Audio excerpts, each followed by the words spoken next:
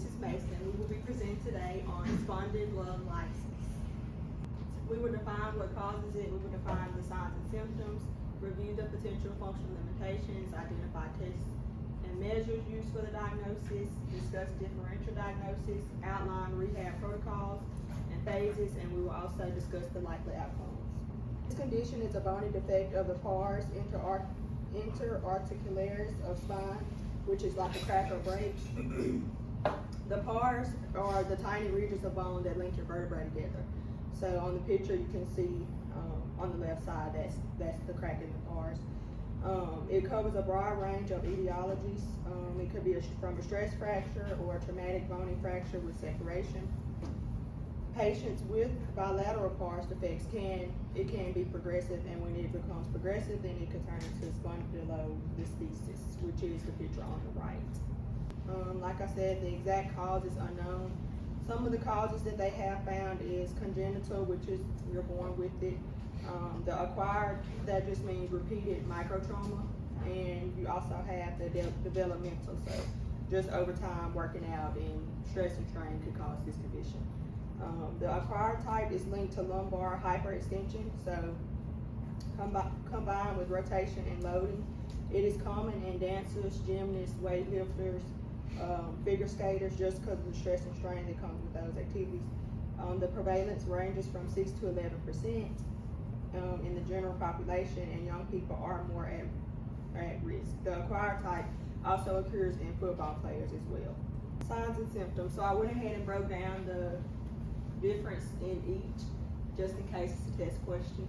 So it is commonly asymptomatic, which means no symptoms.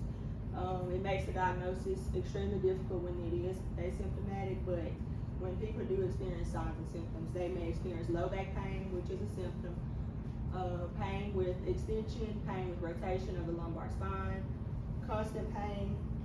The constant pain comes with severe cases, so when it becomes progressive, or when it just before it turns into the spondylolisthesis, it could be a constant pain. It usually worsens with physical activities and exercises. Tight hamstrings is a sign, tight hip flexors, and reduced trunk range of motion. Excessive tightness of the hip flexor muscles results in increased lumbar lordosis. That could increase the stress on the posterior elements of the lumbar spine. And then we have functional limitations, which is any activities that involves flexing at the hip. So bending forward, maybe bending down to tie your shoes or something. Bending backward, exercising, difficulty standing, difficulty walking, turning around, twisting, walking because you have to flex at the hip to walk, tying your shoes because you're bending, you're flexing at the hip as well. Turning around may require the twisting of the body, which could result in lumbar pain. And then exercise because it's just a repetitive movement, and that is a cause of this condition. So some typical tests and measures that are used to evaluate this and diagnose this is passive and active range of motion, palpation, the Stort test, which we learned about in Conan, as well as the spring test. And according to Dutton, many of the diagnostic imaging, neither of these have been found to be the gold standard truly yet, and but they all are help to diagnosis, and those include MRI, CT scan, and the SPECT, which is a single photo emission CT scan. So here are some differential diagnosis for this pathology. Disc herniation, which would just kind of be like a bulging of a disc. Facet joint syndrome, which is where there's wear and tear on the facet joints. Spondylosis and spondylolisthesis, both of these kind of have the same name as the pathology we are presenting on, but for spondylosis, it's kind of more of a general term that applies to like any age-related breakdown in the spine. And spondylolisthesis, I'm pretty sure Jared and Ebony are presenting on this next. But it's kind of similar conditions, but this is when one vertebrae slips out of place and presses on the vertebrae below it. You'll probably learn more about that when Jared presents.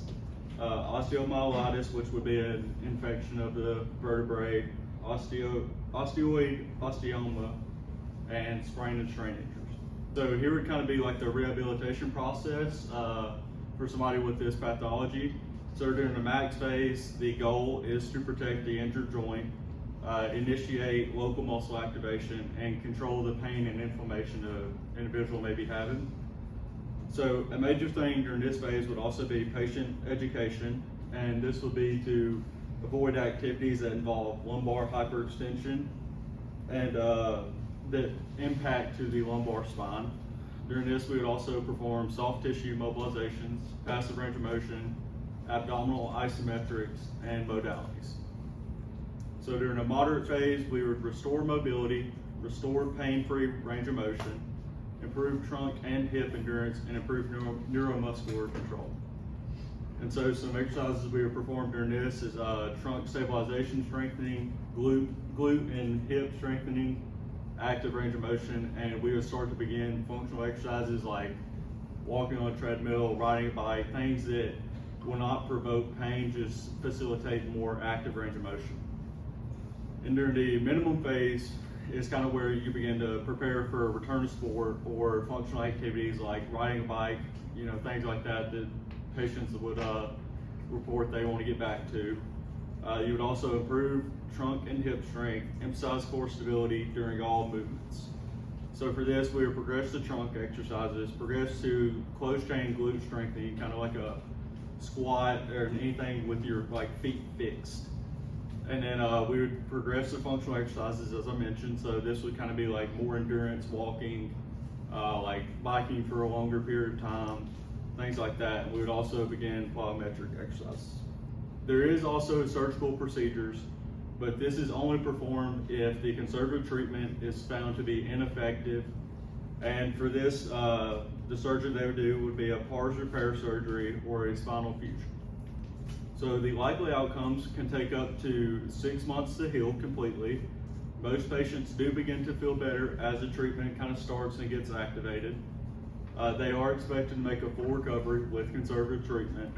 And without proper treatment and interventions, this can progress to spondylolisthesis. All right, so for our overview, we have a stress fracture, or this condition is a stress fracture resulting from mechanical stress at the pars. Again, the pars are the little bones that put the vertebrae together. Those words are used interchangeably. You have spondylolysis, pars defect, stress fracture. You can see any of those terms and just know that they mean the same thing. It doesn't always have symptoms, and the most common site is the L5 to the S1 region. Conservative treatment is the most effective, so surgery can be performed if that treatment does not work, and it typically takes 6 months to heal. Here are our references. Thank you for listening, and are there any questions? What exercise or movement did you say that patients with this condition should avoid? Hyperextension. Why is that? Because it's putting more compression on those joints, and so the upper vertebra will be rotating on the bottom, and that fracture could kind of widen, and obviously they would have a lot of pain with it. Good to know.